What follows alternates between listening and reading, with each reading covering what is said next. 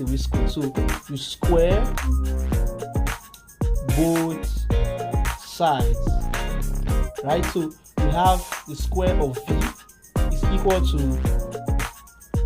root of 1/3 pi r square h. Now this is also square, right? Now if you look at this square can cancel out this square root. So what we have now is the square of v equal to 1/3 of pi r square h. Now at this point, we now have the equation to ourselves to solve. The next thing we can do here is to cross multiply. Is to what? We cross multiply. And by that, it will be v square 1/3 pi r square h.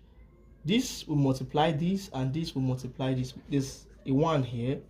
Now, that will mean 3v square is equal to pi r square h. Now, the next thing we do here is to divide both sides by the coefficient of r square. Now, we are divide both sides by pi and h. Yes, because those are the coefficients of r square, right? So we have 3v square all over pi h is equal to pi r square h all over pi h. If you look at this, pi is going to cancel out pi and h is going to cancel out h. Let's move over to this part of the board.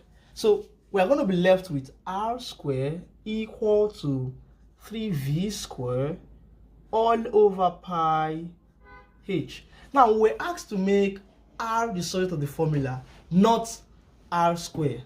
So what do? We square root both sides. We what? Let me write that down. We square root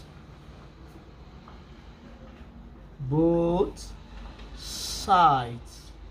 Now what that is going to give us is square root of r square equal to square root of 3v square all over pi h. Now, just like I said earlier, square cancels out square root and square root cancels out square. So this square is going to cancel out the square root. So we'll be left with r equal to square rather of 3v square all over pi h. That brings us to our final answer.